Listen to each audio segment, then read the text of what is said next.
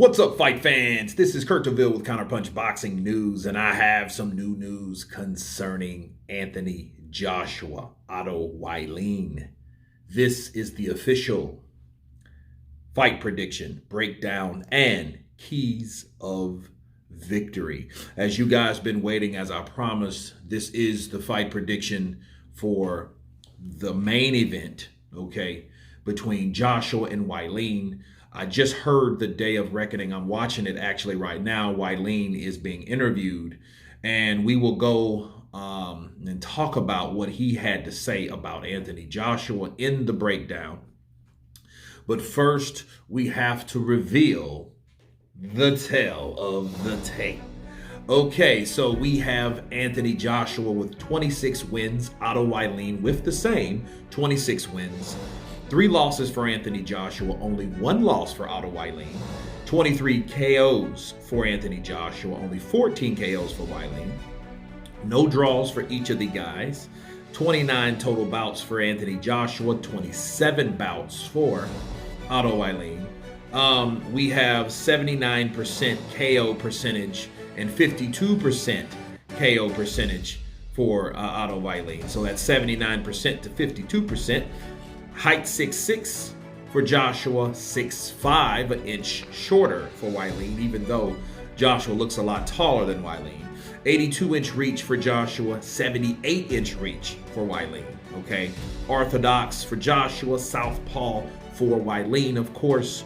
Watford, Hertfordshire, United Kingdom for Anthony Joshua. Sudval, Sweden for Wallin. October 15th, 1989 for Anthony Joshua, which is for Wallin is November 21st, 1990. Okay, so they're about a year apart. Okay, so looking at that, let me give you my breakdown between the two. Okay, this won't really be too hard. Otto Wallin feels, okay, just like he's talking about in the interview of Day in Reckoning, the grand arrival, okay? Otto Wallin feels that he's got better since the Tyson Fury fight. He may or may not have been. I think that can help him, okay? But I think it's not about Otto Wallin. I think it's really about Anthony Joshua. Why do I say that? It's because the styles make the fights.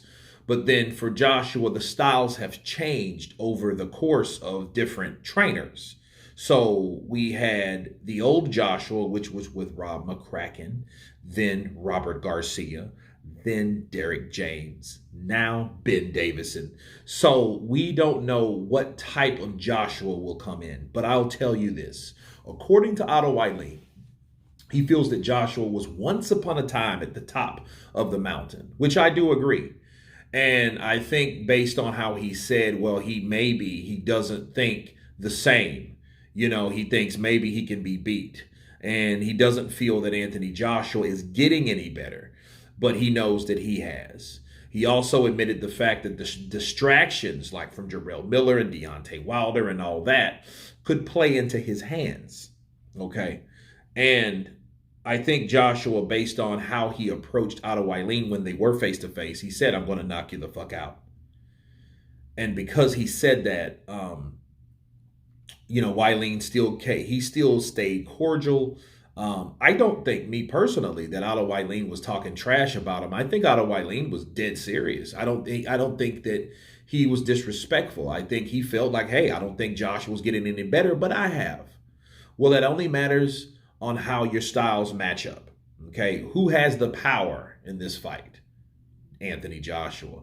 But will Anthony Joshua attack? Well, I think this is how it could go. Anthony Joshua will, since he's frustrated with other people, with Deontay Wilder, he's frustrated with Wilder. Definitely Jarrell Miller. I think AJ will come out to prove a point. And I think if he comes out to prove a point, he may get caught with something that he didn't expect, because I see the overzealousness. I seen what Joshua does when he gets too impatient. We seen it in the first Ruiz fight. He will throw recklessly. he may get caught, and if he gets hit with that shot, that temple shot, that may be a kryptonite for him, he may be in trouble. However, I don't see Otto Wallin with that type of knockout power, to be honest, because Otto Wallin doesn't possess that. If you look at 14 KOs and 26 wins, he's a jabber, mover, and a combination fighter. Okay? And if he beats Anthony Joshua is not only what Otto Wallin thought he was below that, because there is no reason Joshua should get beat by Otto Wallin unless he lands on Wallin and Wallin can take it. Now, we know Wallin is a tough customer because he took some hard, brutal shots from Tyson Fury. Okay? And I think because he took those shots from Tyson Fury, that might have primed him. If the punching power is similar to Tyson Fury, Joshua's power, meaning if Joshua's power is similar to Tyson Fury, he may be going 12 rounds with him. He may show how tough he is.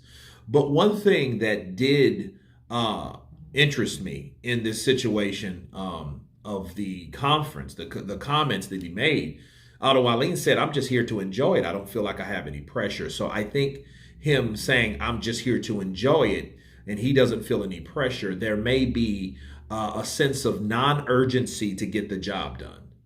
You know what I mean? I think he's really just happy, very happy to be here type situation. You know what I'm saying? Like Akeem.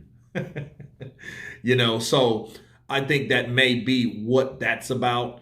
I think maybe because he's just comfortable knowing he's getting a big payday. There's no sense of urgency to do and go above and beyond to beat Joshua. Not saying I don't think he's going to give it his all. I think he does. But I think whatever Otto Wallin brings to the table, Joshua should be ready for. Because if he is unable to throw and to press the gas on Otto Wallin, he's finished. He should retire. And I'm dead serious about that. Like Joshua, there's no reason Joshua should knock out Otto Wallin. You know what I mean? He may take a couple of those rounds easy to see what Otto Wallin possesses, but Otto Wallin doesn't have knockout power. He has no special punch. He's a combination. It's inside the mid-range fighter. He's good at that, just working the jab and and using the ring. Joshua should annihilate this guy. He should.